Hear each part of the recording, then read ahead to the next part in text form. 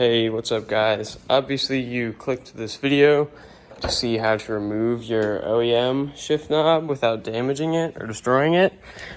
And I just finished editing the video that I took on the night, like I actually got it off. And I realized I don't actually show the part in which it first breaks free of the Loctite. And I figured that would be helpful to clarify. So this is obviously the OEM knob, and what I did, as you'll see in the video, I just had masking tape wrapped around the entire thing and then duct tape on top of that, because when you are removing it, you're most likely going to want to use a strap wrench, and if you try and strap wrench the leather starts to like peel, I guess is the best word.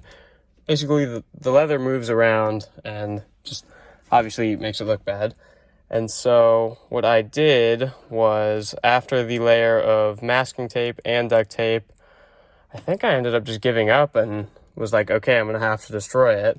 And so I added another layer of duct tape and then used the strap wrench again, and it eventually, I mean, you're gonna think you're breaking it, and you might be, but there really is no good way. You could heat it up, like with a hairdryer or something like that, but then I think you would risk heating the adhesive for the leather, which would make the leather more susceptible to shifting around, and so I wouldn't exactly recommend that, because I don't know what the heating point of the Loctite would be. But anyways, so I had the strap wrench on here, and I eventually just gave it one good pull or twist or whatever, and it broke free. But from there, it wasn't like a broke free and that's an easy twist off. It was still extremely stuck on.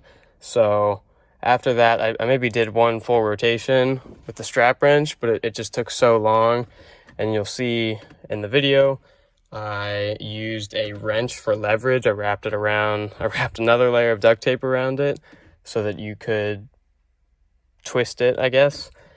And yeah, so I just wanted to make this section or quick little piece because when I was originally recording, I didn't have a phone mount. I was holding it with a camera or with my hand the whole time, so it was really hard to film any section that I actually did work to the car.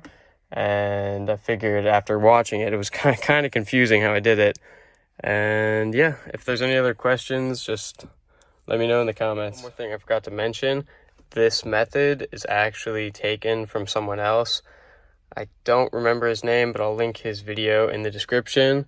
And what he originally did was he used tire tube cutting, which I looked that up, and I think it's the inside of a like bike tire, just a giant rubber strap or whatever. I couldn't find any of that, so I used tape instead. Hey, what's up guys? I just wanted to make a video on the strategy I use to get the OEM shift knob off. The battery just died. Okay. Because I've seen a lot of videos on this. Basically, some people say you can get it off without destroying it. Some people say it's easy as can be, or not easy as can be. But I didn't want to destroy mine, so I had this knob for about 2 weeks. I just tried it one day. I couldn't unscrew it, and I really gave up, but just focused on other stuff. And so I eventually did get it off. I haven't unraveled this thing yet, but my solution was to wrap the initial knob in blue painter's tape, just because that would come off easily. I knew like the duct tape would leave some residue, and then I wrapped it in duct tape and then put a wrench in there for leverage so you could spin it. That I could not get it to spin, or actually no, I didn't try that solution originally. What I did first was used strap wrenches. That was what originally got it to finally break loose. You're gonna think you're destroying it, and you also have to hold the shift linkage under here. So what I did is put blue tape on there, I don't know if you can see it, and put a black line on the tape so I'd be able to see if the line ever moved to the side. I'd know I was rotating the shift linkage, and I'd know I'd have to stop. The instructions do say to always hold something gripping that, but I didn't want to do that. And so, yeah, once I broke it loose with the strap wrench, I did this, I guess, contraption, and then spun it off like that. Okay, so right now I am removing this tape for the first time, so I haven't actually seen if it is destroyed underneath or not, but at the moment I don't think it will be.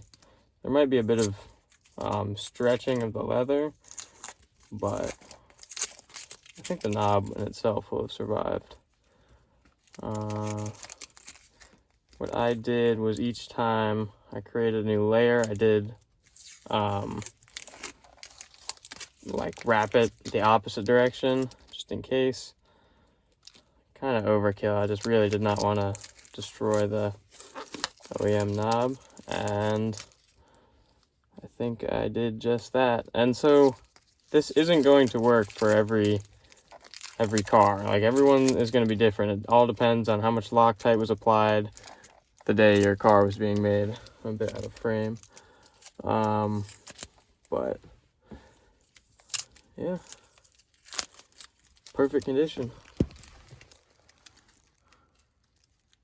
That was already there, but I mean, you don't see that while driving. I mean, there's some wrinkles from the tape, but overall, right there, no, I didn't use anything sharp on it, so that must have just been there, and from my angle, I never noticed it. But yeah, that's how you do it. This is what the knob looks like after it's removed. The line right there, as you can see, is from when I tried to strap wrench it without any tape or anything on here, and the leather just started to give way.